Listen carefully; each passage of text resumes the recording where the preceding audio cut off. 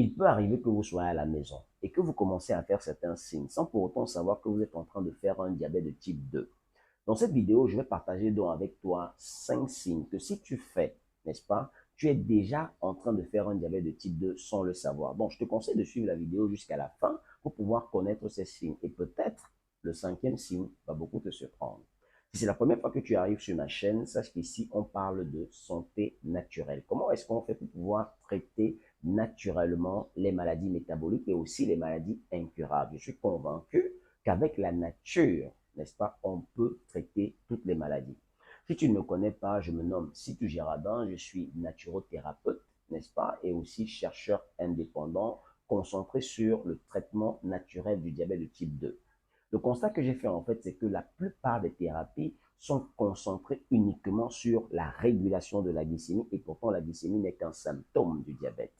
Pour traiter le diabète, il est important de s'attaquer certes à la glycémie, mais aussi et bien plus encore de s'attaquer à la cause profonde de votre problème que je vous apprends dans les différents livres que j'ai écrits sur le diabète que voici. Le premier livre intitulé La clé du diabète, qui est un livre très puissant, qui vous donne des connaissances précises et claires sur la cause de votre problème et comment est-ce que vous devez faire pour pouvoir traiter naturellement ce problème. Et le second livre qui est centré sur l'alimentation, c'est simplement savoir ce que vous devez manger quand vous êtes une personne diabétique. Donc, si vous voulez avoir ces livres, je vous demanderai d'écrire à ces numéros qui s'affichent ici et quelqu'un va vous répondre incessamment. Alors, revenons à notre sujet. Quels sont donc les signes, n'est-ce pas, qui montrent que tu es en train de faire un diabète de type 2? Le premier signe, c'est simplement le fait de pisser constamment. Il faut savoir que lorsque notre glycémie traverse ce qu'on appelle le seuil rénal, notre corps sera dans l'obligation d'évacuer ce sucre par les reins. Et lorsque le sucre se retrouve en très grande quantité dans les reins, le sucre attire de l'eau, n'est-ce pas, au niveau rénal, ce qui fait en sorte que ça augmente en fait ce qu'on appelle la diurèse, c'est-à-dire la quantité d'urine qu'on émet en 24 heures. Donc vous serez à la maison, vous allez toujours ressentir le besoin d'aller pisser, même si vous ne buvez pas de l'eau, vous ressentirez toujours ce besoin d'aller pisser. Il faut faire attention, peut-être c'est lié à une glycémie qui est constamment élevée. Donc vous devez aller à l'hôpital pour pouvoir vérifier. Ce qui m'amène au second signe. Le second signe, c'est ce qu'on appelle la polydipsie, c'est-à-dire l'envie constante de boire de l'eau. D'accord? Lorsque vous vidangez constamment, vous perdez de l'eau par des urines constamment, le corps sera dans l'obligation de vous demander de compenser les pertes en eau. Donc, vous allez avoir constamment envie de boire de l'eau. Et d'où vient le signe de polydipsie. Donc, si vous êtes à la maison et que vous êtes en train de pisser constamment et vous êtes en même temps de boire beaucoup d'eau, peut-être vous êtes déjà en train de faire un diabète de type 2. Le troisième signe, c'est en fait la fatigue constante. Vous mangez tout à fait normalement, mais vous constatez que vous êtes constamment fatigué, vous vous demandez pourquoi. Pourquoi vous n'avez pas d'énergie? La raison est très simple. Quand vous faites un diabète de type 2, c'est que votre corps est résistant à l'insuline. Mais pourquoi l'insuline ici?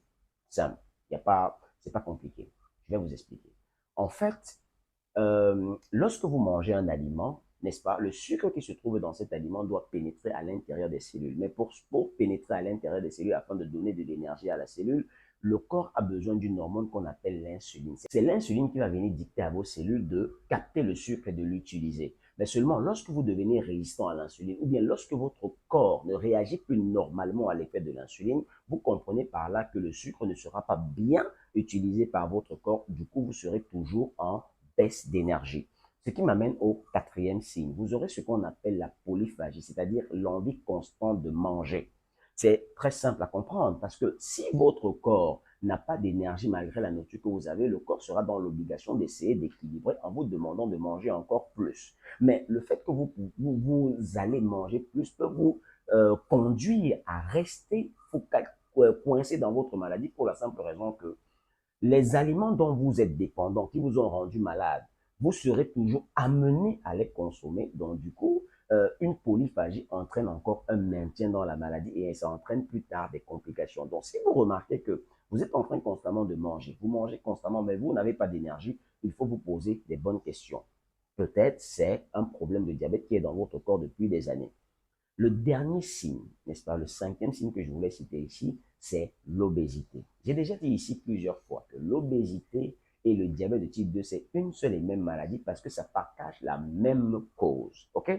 peut rencontrer peut-être des personnes obèses, n'est-ce pas, qui ne font pas de l'hyperglycémie, comme on peut rencontrer des personnes obèses qui font de l'hyperglycémie, mais quoi qu'il en soit, ils partagent toute la même cause qu'est la résistance à l'insuline qui est liée à une hyperinsulinémie. J'ai expliqué ça dans d'autres vidéos.